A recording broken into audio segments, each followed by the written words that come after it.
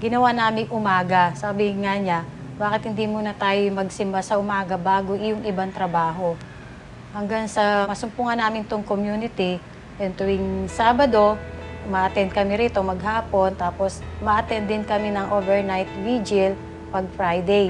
Magmula nung nandito na kami sa community, malaking pagbabago. Dati kasi malapit na kami kay Lord, pero iba pa talaga yung binibigay mong oras at panahon sa Kanya. Yung mga naging pagsubok sa amin ni Lord, lalo na sa mga anak ko, nandun na yun na hospital sila, na aksidente,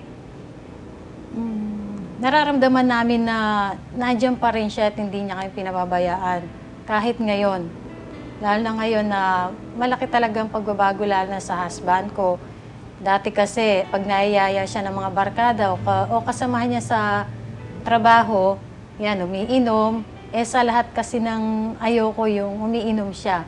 Magmula nung nakilala niya tong community, nawala na yung pag-inom-inom niya yon.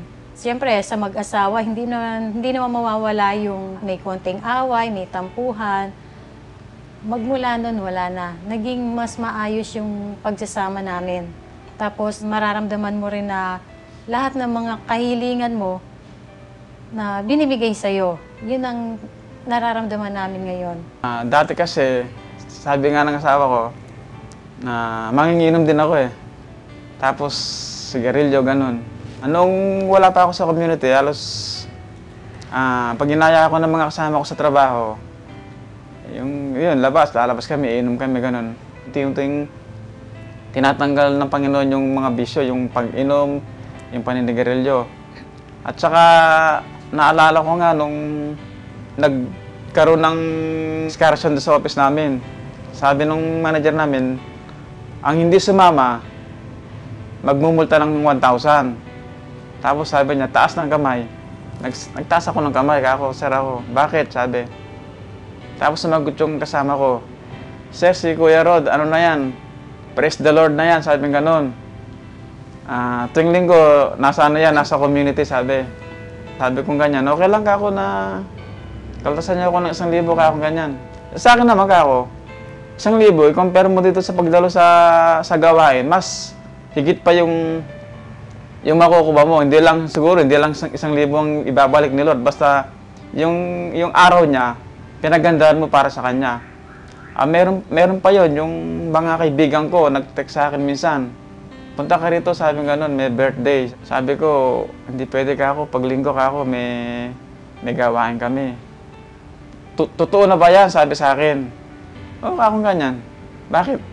Hindi kami makapaniwala, sabi. Kasi yung road noon at saka yung ngayon, ang laki ng pinagkaiba mo, sabi.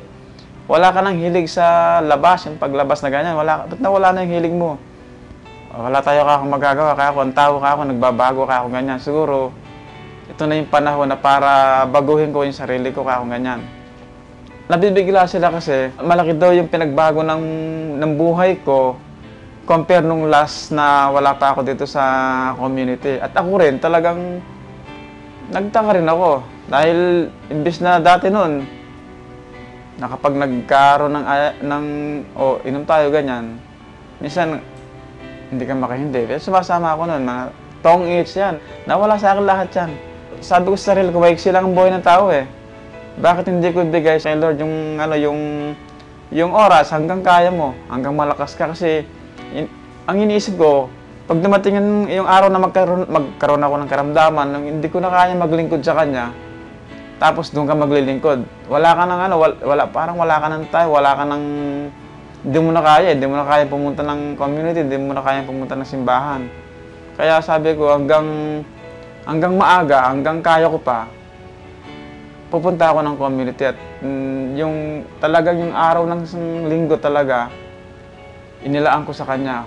Kung wala lang ding malalim na dahilan, hindi ko ipagpapalit yung linggo. Alam naman siguro ni Lord kung yung dahilan na yun, kung talagang dapat na pumunta ka o hindi. Pero sabi ko nga, kung iskarsa lang, kung birthday lang, hindi ko pagpapalit yung araw ng linggo para sa Kanya. Bilang ina, simula nung naging mas malapit kami sa Panginoon, dati kasi konting bagay lang, nagagalit ako kagad. Ngayong naging mas malapit kami sa Panginoon, yung galit na yon nawawala kagad. Yung mararamdaman mo na lang bigla na mapapatawad mo pala kagad yung taong nanakit sa'yo. Kaya ngayon, yung sa mga katulad ko nanay, inaanyayahan ko kayo na itry nyo po na umattend dito sa Community Life, dito po sa Oroqueta, tuwing linggo ng umaga hanggang tanghali. Kasama na po dun yung praise and worship, misa, hanggang 12:30 po yun. O kaya naman sa Bible study, mag-start po siya ng 2 o'clock to 3 o'clock ng hapon. Meron din po kaming overnight vigil every Friday, 11 o'clock ng gabi hanggang 3 o'clock ng umaga. Siguro po yung mensahe ko lang sa mga katulad kong ama, siguro yung mga gawain natin dati na luma, hanggang maaga kung meron tayong pagkakataon na baguhin na natin. Huwag nating hintayin dumating yung panahon na minsan magkaroon tayo ng malaking problema. Hanggang wala pa tayong nararanasan ng malaking problema, lumapit na tayo sa Kanya para kung magkaroon man tayo ng problema siguro, makakayanan natin yun. Para kahit pa paano, meron tayong may babahagi sa ating mga anak. Hanggang lumalaki sila, meron silang nakikita sa atin na magulang ko pala, ganito na, nagpupunta pala ng community, ganun. Para masundan nila kung ano man yung magandang ginagawa ng magulang para sa kanilang mga anak. Siguro, para sa akin, ito na yung oras na para lumapit tayo sa Diyos, para bigyan natin yung oras natin, yung panahon, ganun. Para naman bibigay din ng Panginoon sa atin yung oras niya para ibalik niya sa atin yung biyayang ating minimiti at ating hinihingi sa Kanya. Kaya iniimbitahan ko kayo na mga nanonood na itry po ninyo na dumalor dito sa aming gawain sa may Oroqueta. Tuwing linggo po, nandito na lahat. Yung hinahanap po ninyo sa simbahan, nandito na pong lahat yun.